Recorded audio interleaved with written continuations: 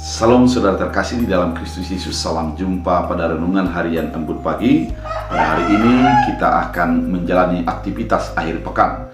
Dan sebelumnya kita mendengarkan firman Tuhan, kita bersatu di dalam doa.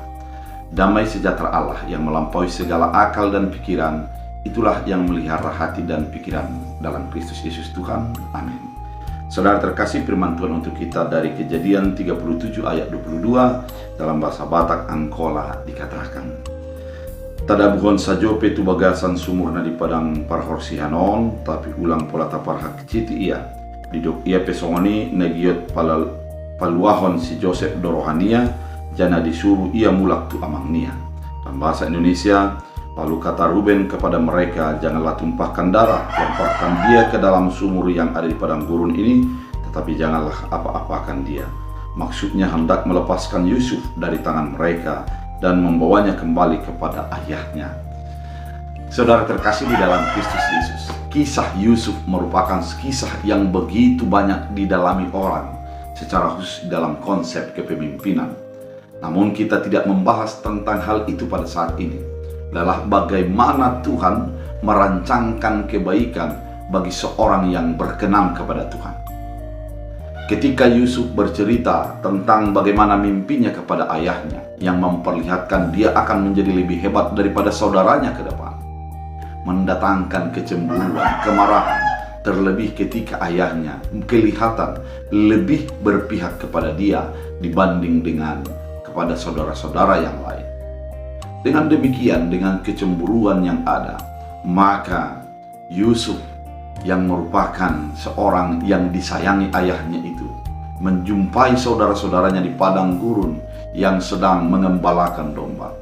Namun ketika dia datang, mereka berencana untuk membunuhnya. Namun saudara terkasih, salah satu daripada mereka yaitu Ruben mengatakan, "Jangan dibunuh, tapi kita masukkan ke dalam sumur." Mereka setuju dengan keadaan itu, sehingga mereka menjatuhkan Yusuf ke dalam sumur. Kisah selanjutnya pasti kita ketahui bahwa dia dijual kepada saudagar dari Mesir. Kemudian dia akan menjadi bersama dengan Potifar. Dia akan masuk ke penjara, kemudian akan menjadi gubernur karena mampu menerjemahkan mimpi. Saudara terkasih, ternyata bagaimana sebuah rancangan Allah tidak bisa dibatalkan oleh siapapun, termasuk kepada pembenci-pembenci kita. Bagai kalau sudah Tuhan berencana dalam hidup kita, tak akan ada satupun yang dapat menggagalkan. Bahkan musuh sendiri pun menjadi jalan keluar di dalam perjalanan kehidupan yang kita jalani. Dengan demikian, kita tidak perlu untuk asik menyalahkan, asik untuk menjadi memusuhi orang. Namun terima dia apa adanya, imani dan jalani, yakinilah bahwa itu akan menjadi sebuah yang terbaik yang diberikan Allah. Ketika Allah sudah berencana, meskipun kita masuk ke dalam titik nol bahkan minus, jangan menjadi memberontak atau menjadi meronta.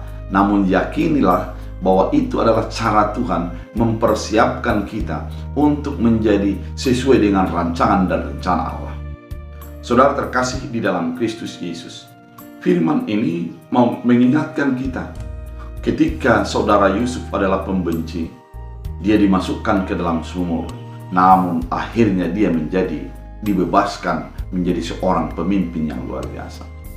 Ketika ada orang pembenci kepada kita, ketika kita masuk merasa di bawah sebuah telapak kaki orang musuh kita, yang terpenting adalah tetap tenang, jangan panik, lakukan kebaikan-kebaikan, dan biarlah kebaikan itu menjadikan kita menjadi semakin memuliakan Allah.